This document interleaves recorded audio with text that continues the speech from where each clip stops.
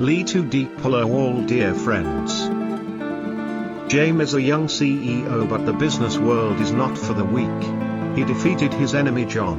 In victory there will be loss. He lost his love too deep. He waited and searched patiently with zero results.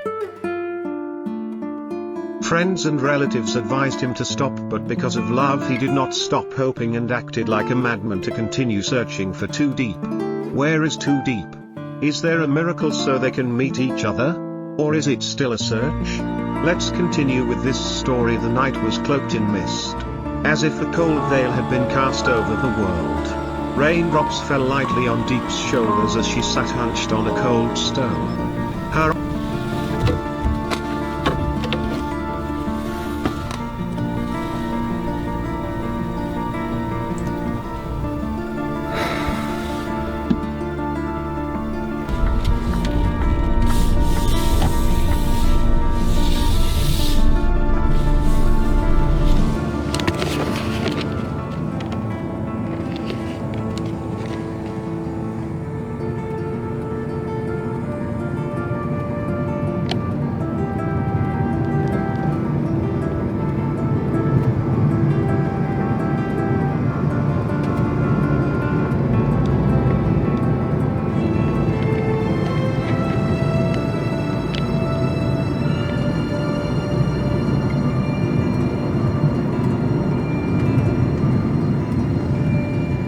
eyes swollen from crying. Her clothes were torn. Her body shivering, not just from the weather, but from fear and loneliness. She had nothing left. The necklace her mother had given her. Her bracelet, all stolen. These were the last ties to her old life. And now they were gone. As dawn broke through the clouds, a kind woman happened to pass by and spotted Diep. Her face filled with concern as she approached the trembling girl. "Sweetheart, why are you sitting here crying?" she asked softly. That single moment of compassion shattered Diep's emotional dam. She choked out her story. She had been robbed during the night. Had no place to go. No money. No food. The woman didn't hesitate. She brought Diep warmed milk, bread, and sat beside her like a mother would a lost child. She offered to help Diep return home. But Diep declined. "It's 150 kilometers away," the woman said. But Diep was determined. "I don't want to trouble you. If I have food, I can keep walking," she whispered, moved by her strength. The woman packed some food for her and quietly tucked in some small essentials. Diep thanked her, bowed politely, and continued walking. Far away, in another province, James, the man Diep loved, was frantically searching for her.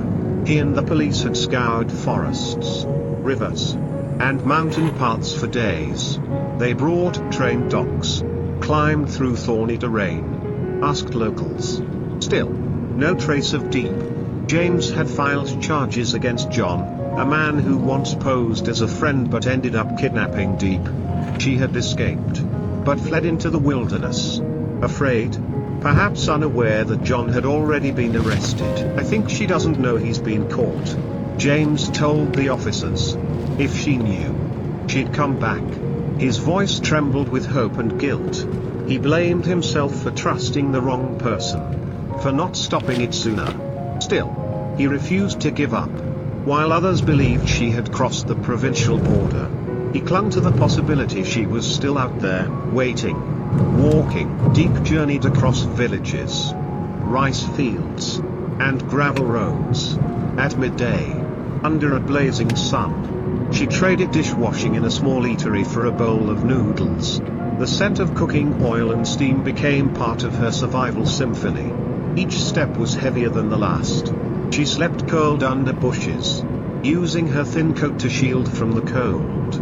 Night after night, the wind howled like distant cries, but her blistered feet kept moving. She remembered James's last message: "No matter what anyone says, I will find you."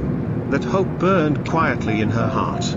Even if it's 150 kilometers, or 1.500 kilometers, I'll make it back to you, she promised in her mind. It wasn't just a vow to James, it was a promise to herself, to never give up. Meanwhile, James expanded the search.